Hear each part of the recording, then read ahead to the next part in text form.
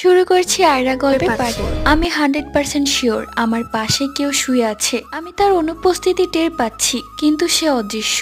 আমার রুমে আমি একাই থাকি, তাহলে সে কোত্থেকে এলো? আমি নিজের অজান্তেই বলে ফেলি, আপনি কি সেই ছেলেটা আজকে আমি যাকে দেখেছিলাম? অদৃশ্য কেউ বলে উঠলো, হ্যাঁ তুমি ঠিক ধরেছো, আমি সেই ছেলেটি। আমি কিছুটা অবাক হয়ে গেলাম। রুমে কাউকেই দেখছি না, কিন্তু কেউ কথা বলছে। আমি তাকে আবার জিজ্ঞেস করলাম, আচ্ছা আপনি আমার রুমের ভেতর কি করে এলেন? আর আপনাকে আমি দেখতে পাচ্ছি না কেন? সত্যি করে বলেন তো, আপনি কি ভূত? তখন সে হেসে বলে উঠলো, আরে আমি একজন জিন, আমি কোনো ভূত নই। আর ভূত বলতে কিছু হয় না, আমরা জিন জাতি। কিছু কিছু আজাইরা পাবলিক আছে যারা আমাদেরকে ভূত বলে জ্বালিয়ে দেয়, ছোট বাচ্চাদেরকে ভয় দেখায়। অবশ্য তাদেরকে আমরা একা পেলে একদম মজা বুঝিয়ে দিই। তখন আমি তাকে বললাম, ছোটবেলায় যে আমার দাদি আমাকে ভূতের গল্প শুনিয়ে ভয় দেখাতো, আপনি কি আমার দাদিকেও মজা দেখিয়েছিলেন? তখন সে বলল, যে বলো দাদি শাশুড়িকে কি কেউ ভয় দেখায়? তখন আমি বললাম, দাদি শাশুড়ি মানে? তখন সে বলল, তুমি বুঝবে না। আচ্ছা আপনি কি দুনিয়াতে আর কোনো মেয়ে পাননি? আমার পিছেই পড়তে হলো। তখন সে জিনটা বলল, জিন জাতিদের মধ্যে অনেক সুন্দরী মেয়ে আছে, কিন্তু আমার তাদেরকে পছন্দ নয়,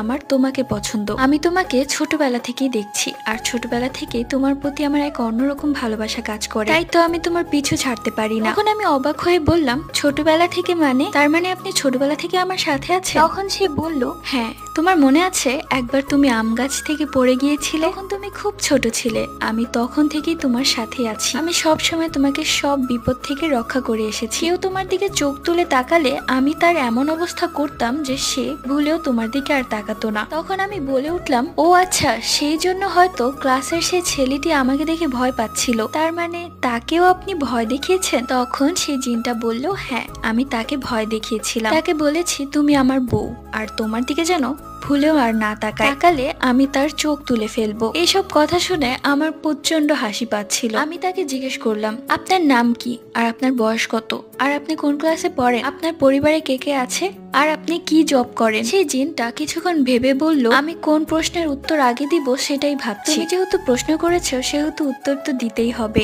আমার নাম সারফরাজ। বলতে পারো আমার কোনো পড়ালেখা নেই, কিন্তু আমি সব পারি। আমার পরিবারে আমার মা বাবা এবং আমার ছোট্ট বোন আছে। ও বলতেই ভুলে গেছি, আমিও আছি, আর আমি কোনো জবও করি না। এই কথা শুনে আমি বলে উঠলাম, কি আপনি কোনো জব করেন না? তাহলে আমার বাবা আপনার কাছে কখনোই বিয়ে দিবে না। আপনি বরঞ্চ দুবারই এগিয়ে দেখেন কোনো ভালো মেয়ে পান কিনা। তখন সেই জিনটা মন খারাপ করে বলল, কি বলো, আমার পরিবার সবচেয়ে ধনী, আমি আমার বাবা মায়ের একমাত্র ছেলে। জিনদের বংশের মধ্যে আমাদের বংশ অনেক উচ্চমানের। তখন আমি বললাম, ওইসব তো আমার বাবা দেখবে না, আমার বাবা দেখবে যে ছেলে কি কাজ করে, বিয়ের পর আমাকে খাওয়াতে পারবে তো, আর আমার শখ পূরণ করবে কিভাবে। তখন সেই জিনটা বলল, তোমার যা যা শখ আছে এক্ষুনি বলো, আমি এক্ষুনি পূরণ করে দিচ্ছি। পরবর্তী